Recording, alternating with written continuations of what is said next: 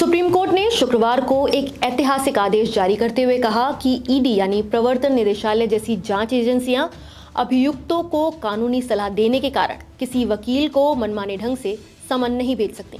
वकीलों को केवल तभी समन किया जा सकता है जब वो भारतीय साक्ष्य अधिनियम यानी BSA 2023 की धारा 132 में दिए गए अपवादों के दायरे में आए। अदालत ने यह भी स्पष्ट किया कि ऐसे अपवादों को समन में विस्तार से उल्लेखित किया जाएगा। सुप्रीम कोर्ट की 3 जजों की पीठ, जिसमें CJI BR गवई, जस्टिस के विनोद चंद्रन और जस्टिस NV अंजारिया शामिल थे, ने निर्णय उस स्वतः संज्ञान मामले में सुनाया जिसमें जांच एजेंसियों द्वारा वकीलों को समन भेजने की बढ़ती प्रवृत्ति पर चिंता जताई गई थी। अदालत ने कहा कि भारतीय साक्ष्य अधिनियम की धारा 132 से 134 तक वकीलों और उनके मुवक्किलों को विशेषाधिकार और गोपनीयता का संवैधानिक संरक्षण प्राप्त है। कोर्ट ने स्पष्ट किया कि जांच अधिकारी को यह सुनिश्चित करना चाहिए कि वकील और मुवक्किल के बीच गोपनीय संवाद यानी प्रोफेशनल कम्युनिकेशन का उल्लंघन न हो। किसी भी वकील को उसके मुवक्किल के खिलाफ जानकारी निकालने के लिए समन नहीं भेजा जा सकता जब तक कि वो धारा 132 में वर्णित किसी अपवाद के अंतर्गत न आता हो। सुप्रीम कोर्ट ने दिशा निर्देश जारी करते हुए कहा कि यदि किसी वकील को किसी अपवाद के तहत समन देना आवश्यक हो तो उसमें यह भी स्पष्ट किया जाएगा कि समन किन तथ्यों के आधार पर जारी किया गया है। इसके अलावा इस प्रक्रिया के लिए पुलिस अधीक्षक से कम रैंक के अधिकारी की अनुमति पर्याप्त नहीं होगी। संबंधित वरिष्ठ अधिकारी को लिखित रूप से ये संतुष्टि दर्ज करनी होगी कि मामला वास्तव में धारा 132 के अपवाद में आता है। आपको बता दें कि भारतीय साक्ष्य अधिनियम की धारा 132 कहती है कि वकील अपने मुवक्किल की बात या उनके बीच हुई बातचीत किसी को भी ऐसे ही नहीं बता सकता जब तक कोई गैर कानूनी काम या धारा में साफ साफ अपवाद न हो।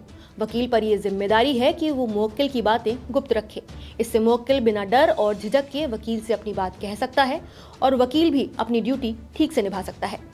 इसके साथ ही अदालत ने डिजिटल साक्ष्यों से जुड़े मामलों में भी महत्वपूर्ण निर्देश दिए हैं। न्यायालय ने कहा कि यदि जांच अधिकारी BNSS यानी भारतीय नागरिक सुरक्षा संहिता की धारा 94 के अंतर्गत किसी वकील से डिजिटल उपकरण प्रस्तुत करने को कहता है तो वो उपकरण सिर्फ संबंधित क्षेत्राधिकार न्यायालय में ही प्रस्तुत किया जाएगा।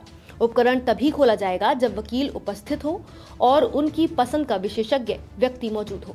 साथ ही जिस पक्ष से संबंधित जानकारी मांगी जा रही है उसे भी नोटिस दिया जाएगा।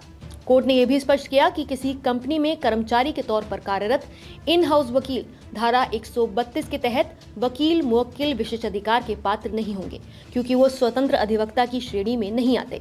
हालांकि वो भारतीय साक्ष्य अधिनियम की धारा 134 के तहत अपने नियोक्ता को दी गई कानूनी सलाह के संबंध में संरक्षण प्राप्त कर सकते हैं। सुप्रीम कोर्ट ने यह भी कहा कि जारी किया गया कोई भी समन BNSS की धारा 528 के अंतर्गत न्यायिक समीक्षा के अधीन रहेगा। अदालत ने माना कि ये फैसला वकीलों के पेशेवर अधिकारों, गोपनीयता और न्यायिक स्वतंत्रता के संरक्षण की दिशा में एक बड़ा कदम है। सुप्रीम कोर्ट के इस फैसले ने वकीलों की पेशेवर गोपनीयता और कानूनी स्वतंत्रता को एक नई दिशा दी है।